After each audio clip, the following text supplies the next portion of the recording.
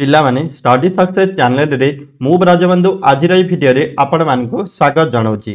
तम +2 second year economics बहीर first chapter जार ना होची अर्थशास्त्र। पिला माने आज भिडियो रे आमे द्रव्य और यार श्रेणी विभाग विषय पढ़ा।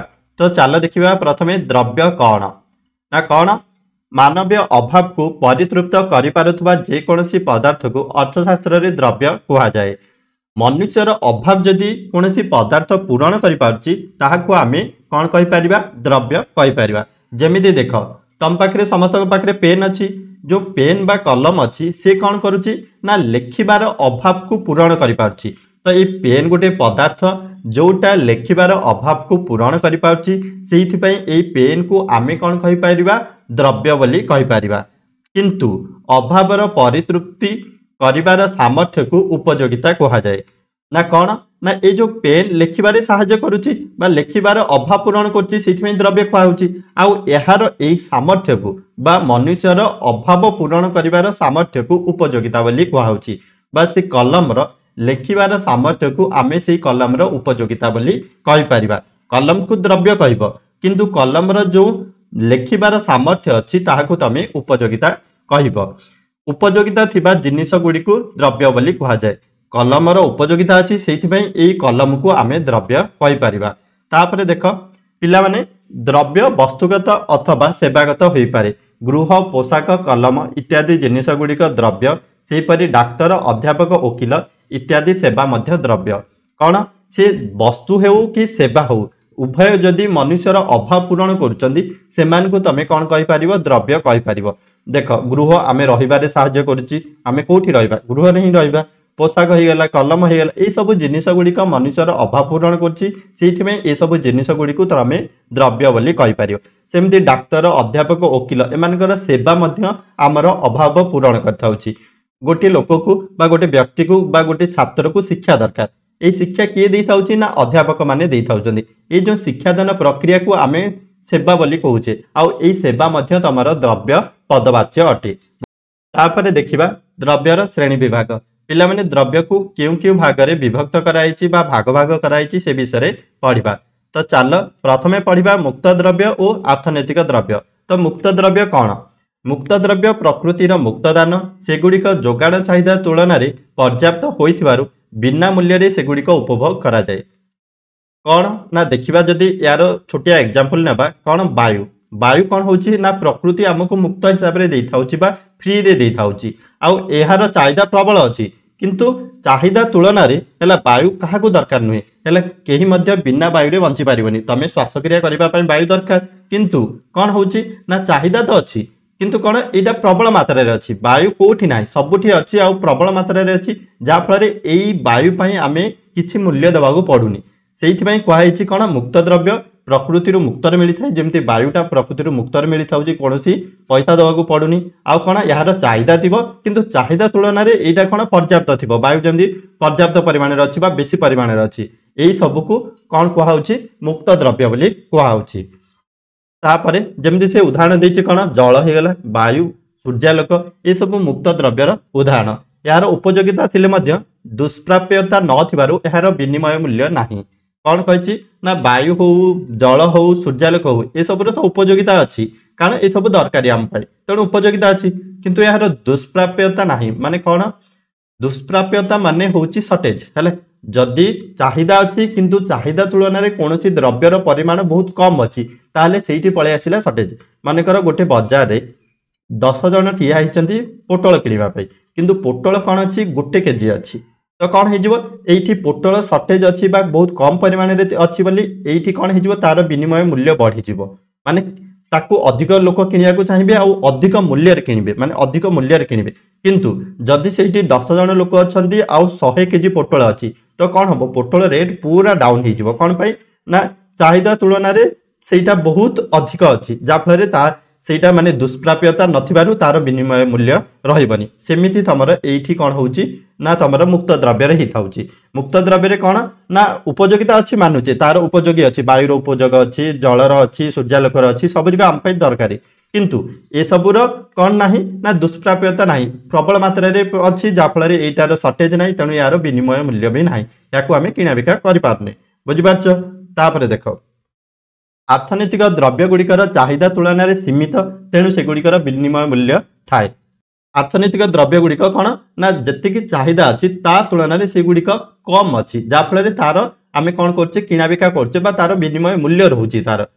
तेणु आम कहीपर अतएव उपयोगिता और विनिमय मूल्य थिबा समस्त सेवा और सामग्री अर्थनैतिक द्रव्य पदवाच्य अटती। माने कौन जदि गोटे पदार्थर उपयोगिता अच्छी तार विनिमय मूल्य अच्छी, आउ गोटे कौन ना जदि तार दुष्प्राप्यता अच्छी ताले से द्रव्य गुड़ी को तुम कौन कहीपर ना अर्थनैतिक द्रव्य बोली कहीपर।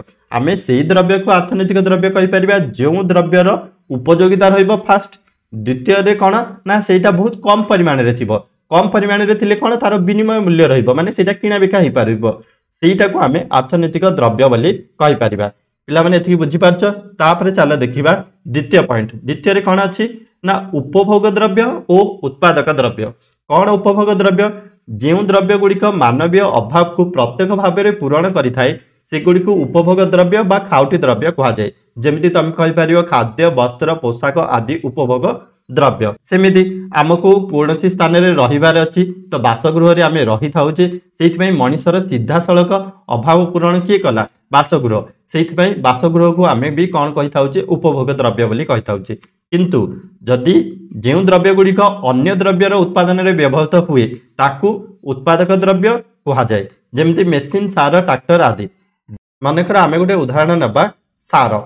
सार देख सार कौन आम सीधा सड़क ताकू उपभोग कर न था, सार को कौन करुचे ना जमी रे पकाउचे, पकई सारा पर से जो फसल फसल सृष्टि होची से फसल को आम व्यवहार करुचे।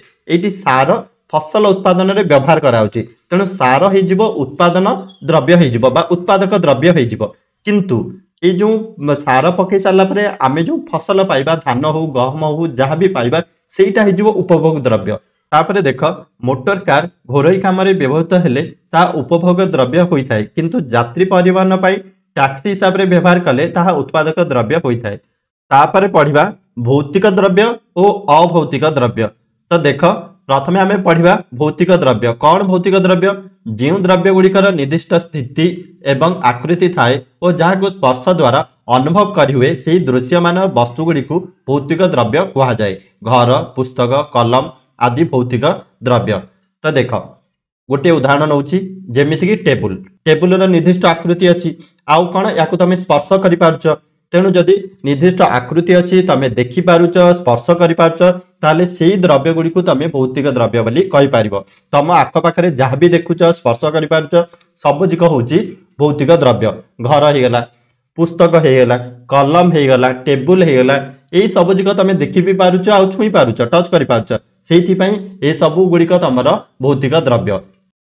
किंतु आमे जदि देखिबा जो द्रव्य गुड़िक अदृश्यमान एवं आकृति न थाए सेगुड़िक देखि हेब नहीं बा स्पर्श करि हेब नहीं, केवल सेगुड़िकर स्थिति को अनुभव करि हब ताहाको अभौतिक द्रव्य कहुए।